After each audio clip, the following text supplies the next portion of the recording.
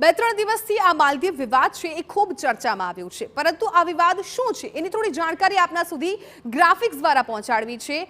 ગ્રાફિક્સના માધ્યમથી આપને બતાવીએ કે આ કોઈ જે વિવાદ છે એ શું છે। માલદીવ વિવાદની ટાઈમલાઈન તો માલદીવમાં નવી સરકાર આવતા વિવાદની શરૂઆત છે એ થઈ હતી। આખો આ વિવાદ છે એ શું છે, ક્યાંથી શરૂઆત થઈ છે એની અમે જાણકારી આપને આપી રહ્યા છીએ ગ્રાફિક્સ દ્વારા।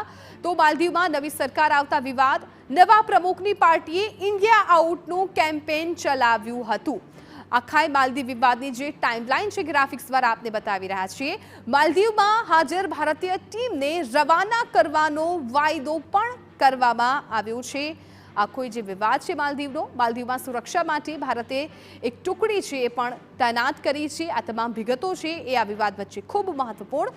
1962માં માલદીવ સરકારની સંમતિથી ટીમોની તૈનાતી છે એ કરવામાં આવી છે અને ચીન ભારતીય ટુકડીને દૂર કરવાના પ્રયાસો છે એ કરી રહ્યું છે। એ પણ એક મહત્વપૂર્ણ જાણકારી છે જે જાણવી ખૂબ જરૂરી બની રહે છે આખાય આ વિવાદની વચ્ચે કે ચીન ભારતીય ટુકડીને તૈનાત કરી રહ્યું છે। માલદીવના નવા પ્રમુખ પણ ચીનનું મોહરું હોવાનો આરોપ છે એ પણ લગાવવામાં આવી રહ્યો છે કે માલદીવના નવા પ્રમુખ છે એ ચીનનું મોહરું હોવાની પણ એક આરોપ લગાવવામાં આવ્યો છે। હવે લક્ષદ્વીપ સરવાળે સસ્તું હોવાનો દાવો કરવામાં આવ્યો છે। માલદીવનો જે પ્રવાસ છે એ મોંઘો છે। હવે લક્ષદ્વીપ અને માલદીવની જ્યારે કમ્પેરિઝન થઈ રહી છે ત્યારે એ બંને વચ્ચેના જે તફાવતો છે એની જાણકારી પણ ટીવી સ્ક્રીન પર તમે જોઈ રહ્યા છો। માલદીવનો પ્રવાસ મોંઘો છે જ્યારે લક્ષદ્વીપ સસ્તું અને સારું છે। માલદીવથી વિદેશી હુંડિયામણોનો વ્યય છે જ્યારે દેશવાસીઓ જ રોજગારી લક્ષદ્વીપમાં મળી રહી છે। આ બંનેની જ્યારે કમ્પેરિઝન થઈ રહી છે ત્યારે આ માહિતી પણ જાણવી ખૂબ જરૂરી છે। અદ્યતન અને વૈભવી સુવિધા માટે માલદીવ છે જાણીતું છે, જ્યારે લક્ષદ્વીપ એક વિકસિત પ્રવાસન સ્થળ તરીકે ઉભરી આવ્યું છે। આપ આ બંનેનો તફાવત જોઈ શકો છો।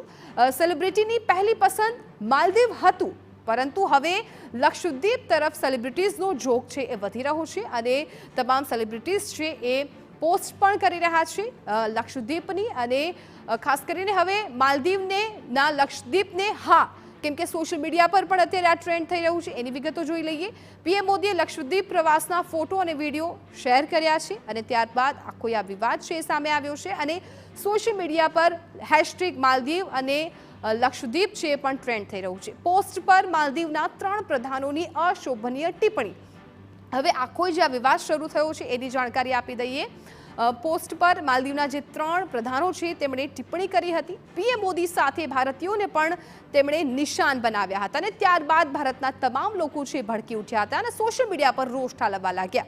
પ્રધાનોની ટિપ્પણી બાદ વિરોધનો વંટોળ ફેલાઈ ગયો। ખાસ કરીને સોશિયલ મીડિયા પર બોયકોટના પણ જે સમાચાર છે વાયરલ થવા લાગ્યા હતા। ભારતીય સેલિબ્રિટી જગતે માલદીવનો બહિષ્કાર કર્યો છે। એક બાદ એક જે નેતાઓ છે આ વિવાદને લઈને, જે બોલિવૂડ કલાકારો છે એ વિવાદને લઈને ભારતના સમર્થનમાં આવ્યા હતા। દેશભરમાં માલદીવને બદલે લક્ષદ્વીપનું મુલાકાતનો જે ટ્રેન્ડ છે એ જોવા મળ્યો હતો। ખાસ કરીને આખો જે આ વિવાદ હતો એ ગ્રાફિક્સ દ્વારા અમે આપને સમજાવ્યું છે કે શું હતો આખો માલદીવ અને લક્ષદ્વીપની જે કમ્પેરિઝન થઈ રહી છે, જે વિવાદ છે અને હવે તમામ દેશો છે એક બાદ એક પણ ભારતના સમર્થનમાં આવી રહ્યા છે।